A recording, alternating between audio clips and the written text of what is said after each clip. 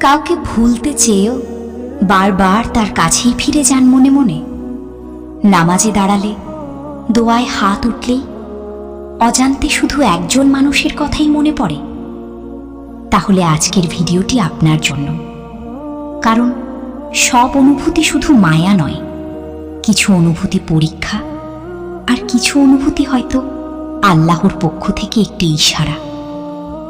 কিন্তু প্রশ্ন হলো, আপনি যাকে ভুলতে পারছেন না, সে কি সত্যিই আপনার নসিবে আছে, নাকি আল্লাহ আপনাকে অন্য কিছু শেখাতে চাইছেন?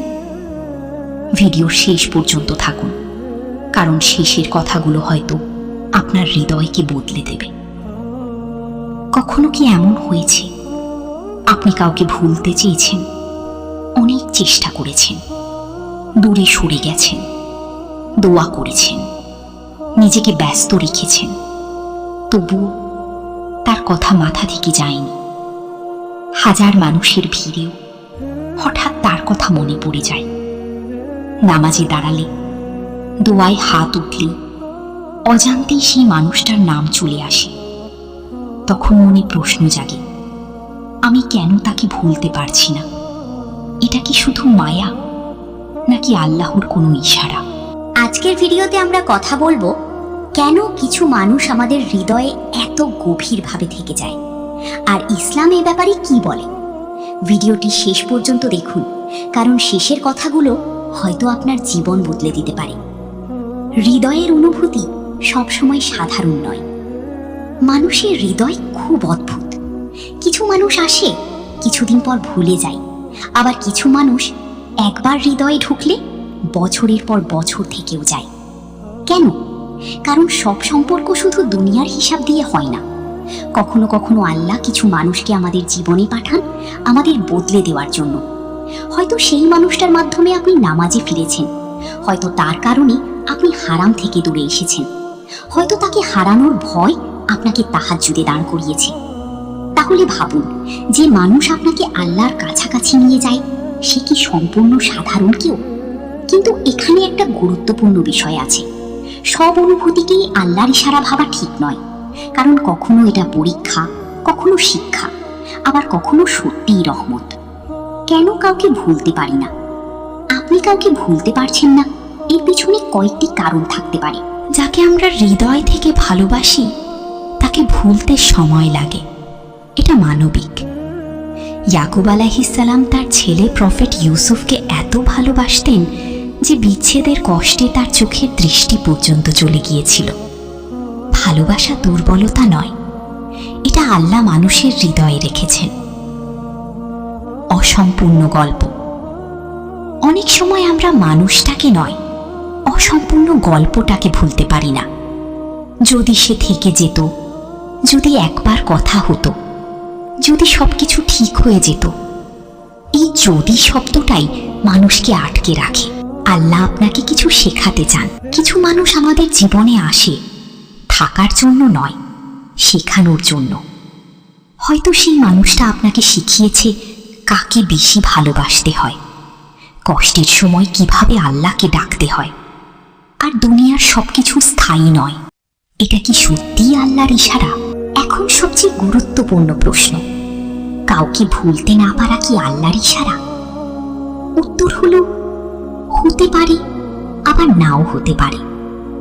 যদি সেই অনুভূতি আপনাকে নামাজের দিকে নেয়, গুনাহ থেকে দূরে রাখে, চরিত্র ভালো করে, আল্লাহর কাছে নিয়ে যায়, তাহলে হয়তো এর মধ্যে কল্যাণ আছে। কিন্তু যদি সেই সম্পর্ক হারামের দিকে নেয়, মানসিকভাবে ভেঙে দেয়, আল্লাহ থেকে দূরে সরিয়ে দেয়, ইবাদত নষ্ট করে, তাহলে সেটা ইশারা নয়, বরং পরীক্ষা। অনেক সময় আমরা কাউকে এত বেশি চাই যে তাকে আল্লাহর চেয়েও বেশি গুরুত্ব দিতে শুরু করি, আর তখনই হৃদয় অশান্ত হয়ে যায়। কারণ হৃদয়ের শান্তি কোনো মানুষের কাছে নয়, শুধু আল্লাহর কাছে। সবচেয়ে কঠিন বাস্তবতা, কিছু মানুষকে আপনি খুব চাইবেন, কিন্তু তারা আপনার নসিবে থাকবে না। এটা মেনে নেওয়া খুব কঠিন। কিন্তু মনে রাখুন, আল্লাহ কখনো আপনার কাছ থেকে কিছু নেন না ভালো কিছু দেওয়ার পরিকল্পনা ছাড়া। কখনো কখনো আপনি যাকে হারানো ভাবছেন সেটাই আপনার বাঁচানো। হয়তো আল্লাহ জানেন সে মানুষটা ভবিষ্যতে আপনাকে কষ্ট দিত, আপনার ঈমান দুর্বল হয়ে যেত, অথবা সেই সম্পর্ক আপনাকে আল্লাহ থেকে দূরে নিয়ে যেত। তাই আল্লাহ দূরে সরিয়ে দিয়েছেন, আর আমরা বুঝেছি সব শেষ হয়ে গেছে। কিন্তু আল্লাহর পরিকল্পনা সব সময় আমাদের অনুভূতির চেয়ে বড়। হৃদয়ে ভাঙার পর আল্লাহ যা করেন, আপনি কি জানেন সবচেয়ে সুন্দর দোয়াগুলো জন্ম নেয় ভাঙা হৃদয় থেকে। রাতের অন্ধকারে যখন কেউ কাঁদতে কাঁদতে বলে, ইয়া আল্লাহ, আমি আর পারছি না, সেই কান্না আকাশ পর্যন্ত পৌঁছে যায়। অনেক মানুষ আছে যারা প্রেমে কষ্ট পেয়ে আল্লাহর কাছাকাছি হয়েছে, তাহাজ্জুদ শুরু করেছে, কুরআন পড়া শুরু করেছে, নিজেকে বদলেছে।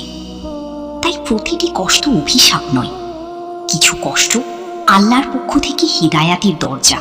যদি সে আপনার জন্য হয়, একটা কথা মনে রাখবেন, যদি কেউ সত্যিই আপনার জন্য লেখা থাকে, তাহলে পুরো দুনিয়া চাইলেও তাকে আপনার কাছ থেকে নিতে পারবে না।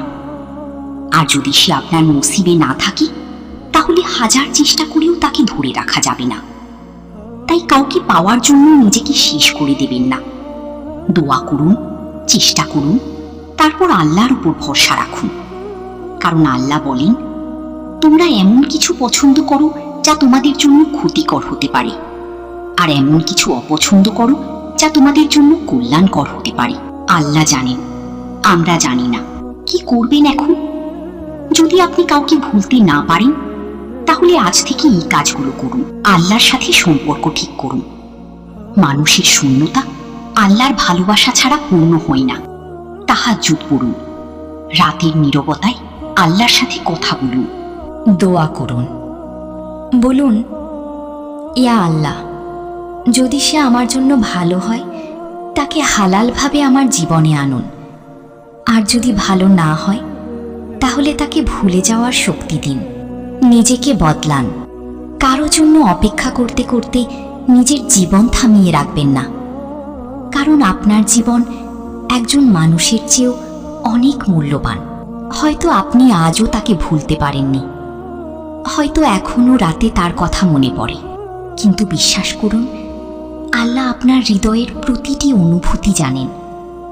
আপনার নীরব কান্না, অপ্রকাশিত কষ্ট, সবকিছুই আল্লাহ দেখছেন।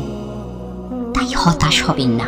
কখনো কখনো আল্লাহ কাউকে আমাদের হৃদয়ে রাখেন আমাদের ভাঙার জন্য নয়, আমাদের তার কাছাকাছি আনার জন্য।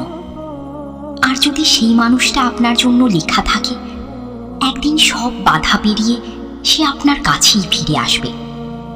আর যদি না আসে, তাহলে বুঝবেন আল্লাহ আপনার জন্য আরো সুন্দর কিছু লিখে রেখেছেন।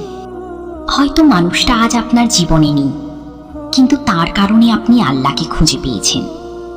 হয়তো আপনি তাকে হারিয়েছেন, কিন্তু সেই হারানোর মাঝেই আল্লাহ আপনাকে বাঁচিয়েছেন।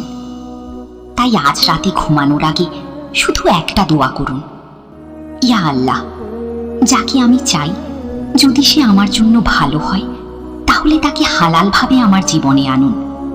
আর যদি সে আমার জন্য না হয়, তাহলে আমার হৃদয়কে আপনার ভালোবাসায় পূর্ণ করে দিন। কারণ মানুষ চলে গেলে জীবন থেমে যায় না, কিন্তু হৃদয় থেকে আল্লাহ হারিয়ে গেলে সবকিছু অন্ধকার হয়ে যায়। মানুষ হারিয়ে গেলে জীবন শেষ হয় না, কিন্তু আল্লাহকে হারিয়ে ফেললে সবকিছু শূন্য হয়ে যায়।